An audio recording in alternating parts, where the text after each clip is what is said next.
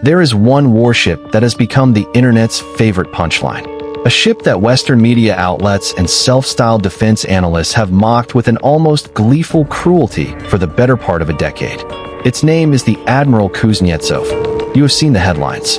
You have seen the images of thick black smoke pouring from its stack as it limped through the English Channel.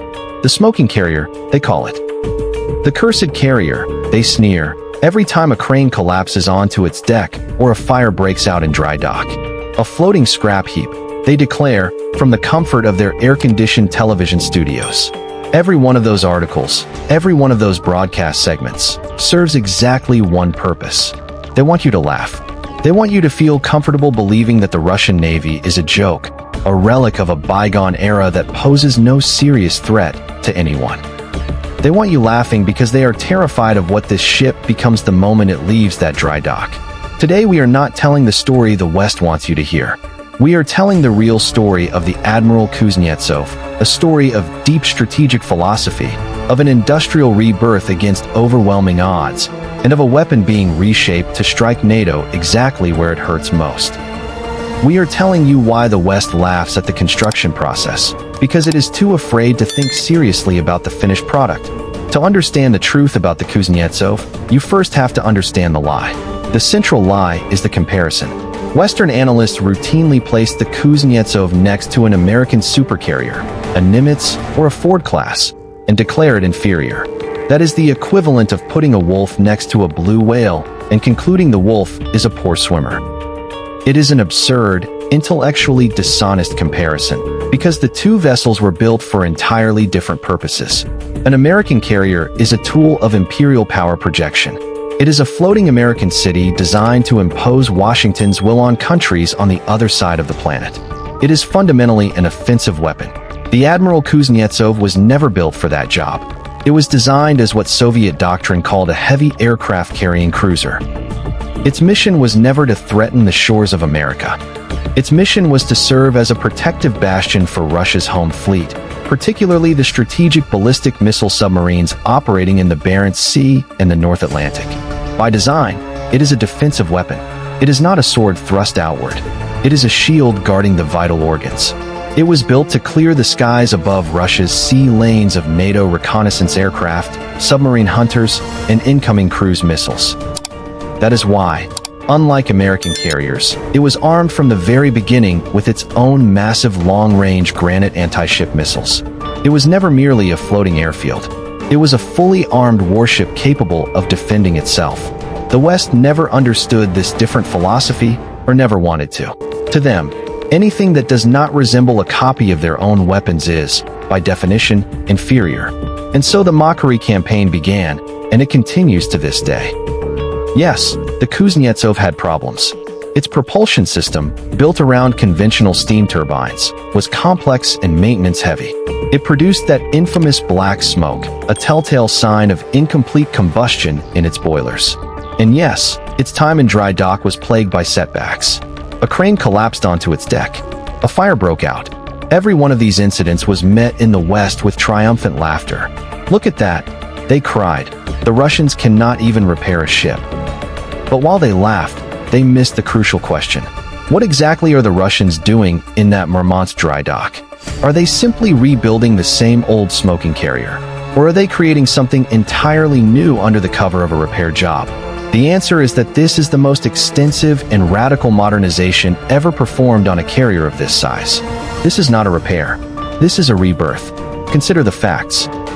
The entire propulsion system is being torn out and replaced with new, more efficient boilers and turbines. The black smoke problem is being solved for good. All of the electronics, the radar systems, the communication suites, are being replaced with the most advanced technology Russian industry can produce, including new air defense systems such as the Pantsir-M. The entire flight deck is being rebuilt, fitted with new arrestor cables and a more resilient coating. But the most important change, the one keeping planners in the Pentagon awake at night, is not what is being done to the ship itself. It is what the ship is being prepared to carry. The Kuznetsov's modernization is built around receiving a completely new generation of aircraft, one that will permanently shift the strategic balance in the North Atlantic. First, the carrier is being fully reconfigured to operate the MiG-29K and MiG-29KUB, modern and agile multi-role fighters representing a massive upgrade over the aging Su-33s it once carried. That alone significantly increases its striking power. But that is only the beginning. The real revolution lies in the integration of two new systems that transform the Kuznetsov from a defensive shield into a lethal hunter.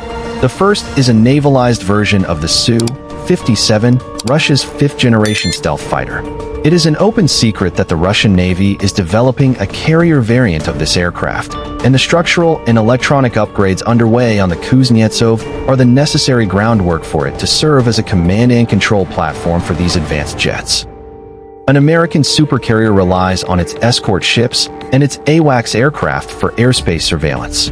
A modernized Kuznetsov will have its own eyes, in the form of stealth fighters flying undetected far ahead of the fleet, building a precise picture of enemy movements.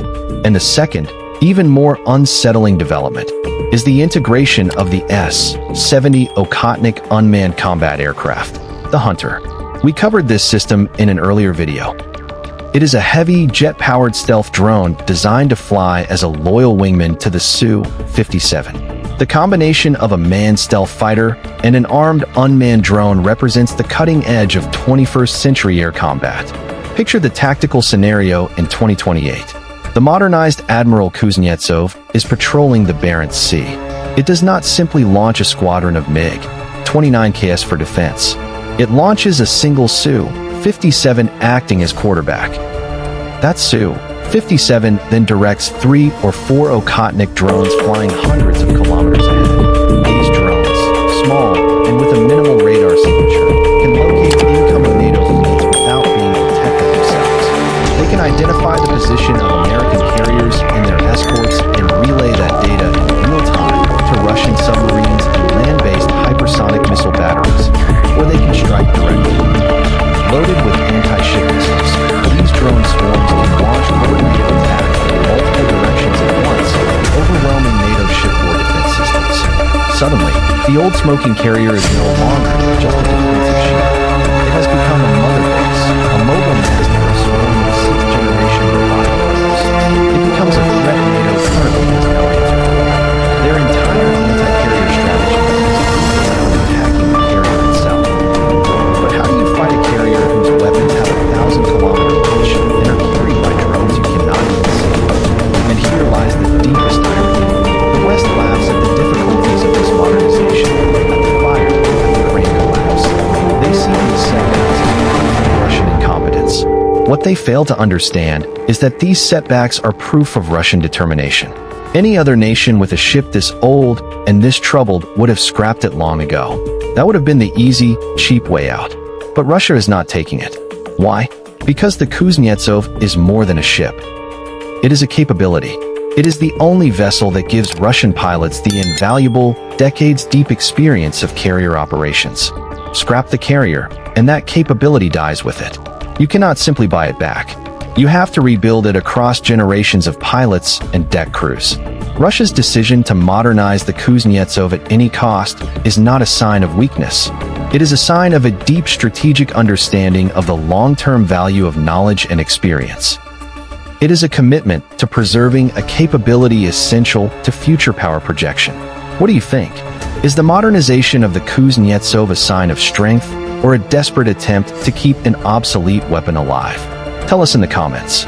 If this analysis gave you a perspective you cannot find anywhere else, give this video a thumbs up. In our next video, we examine the Zircon hypersonic missile, the weapon designed to kill aircraft carriers, and why the US Navy has no defense against it. Stay with us.